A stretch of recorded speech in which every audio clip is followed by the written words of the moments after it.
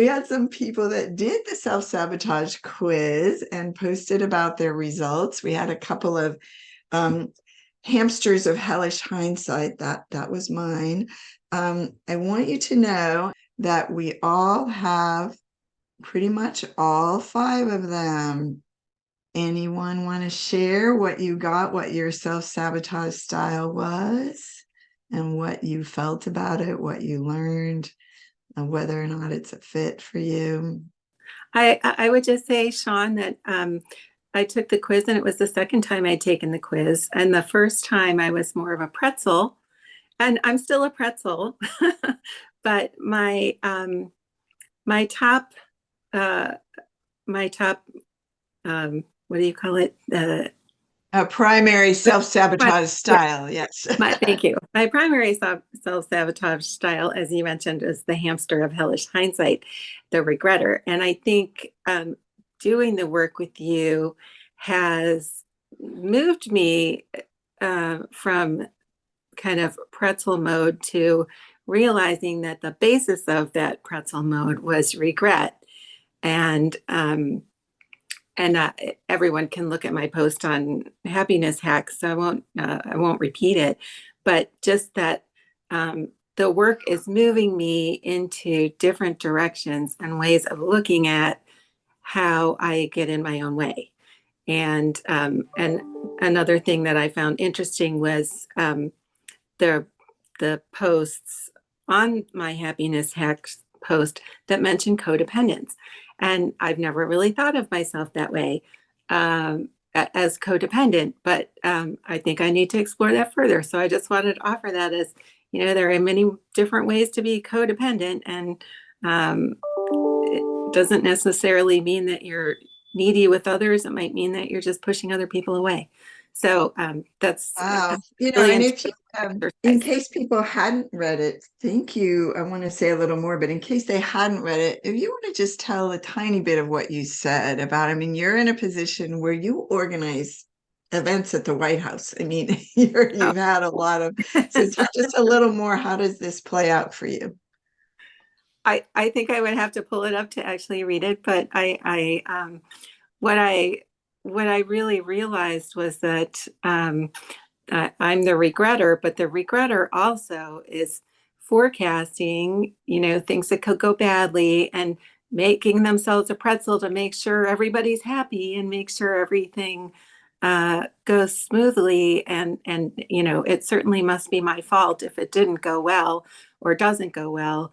And what happens is I end up in a place of paralysis when I look ahead, because I don't want to make the wrong decision. I don't want to do the wrong thing. I don't want to be in a position where I'm going to regret something that I did. so, so it's such Right. I didn't call it a death spiral in my post, but that's the word that comes to mind. Like, you just keep going down this, it's a self-fulfilling prophecy.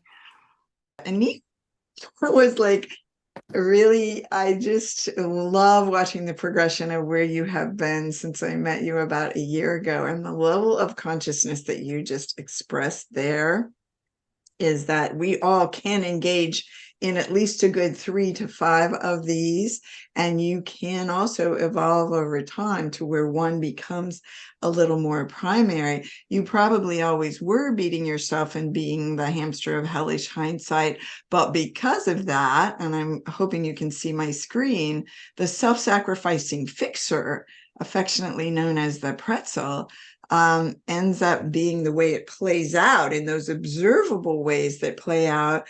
And your realization about the reasons we become the pretzel person and or have trouble with decisions or go into paralysis where I'd rather do nothing than do it wrong.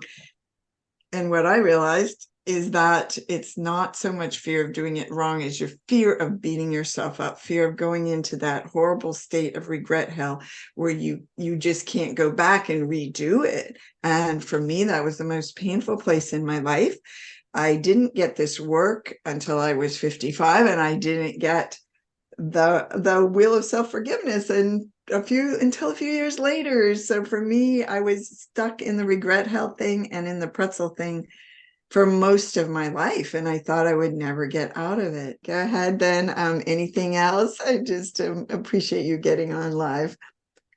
I just would encourage everyone to take the self-sabotage quiz and just read through the book. I read through the book last night, and you can pick out all these little things about yourself, and using those insights, it will help you immensely with the work to move into recognizing those thought patterns. And as I mentioned, my type kind of changed, which doesn't mean that I've changed completely, but I'm starting to see that as I peel away the layers of, the things that trigger me, I'm getting closer and closer to the real crux of where it all begins. Because I think for everyone, there are those pivotal moments that you want to get back to, and address, because those are where those needs are coming from. That's why your mind is telling you that you need to control, or judge, or try to make everybody happy. And I think for me, that's going to be the key. Right. Thank you. And some at this last retreat, there were a number of people that we really deeply processed issues about public speaking, speaking on camera, going into regret hell after something you've said, either in a private conversation or in writing, but especially speaking out in a group, whether it's at work or on a Zoom room.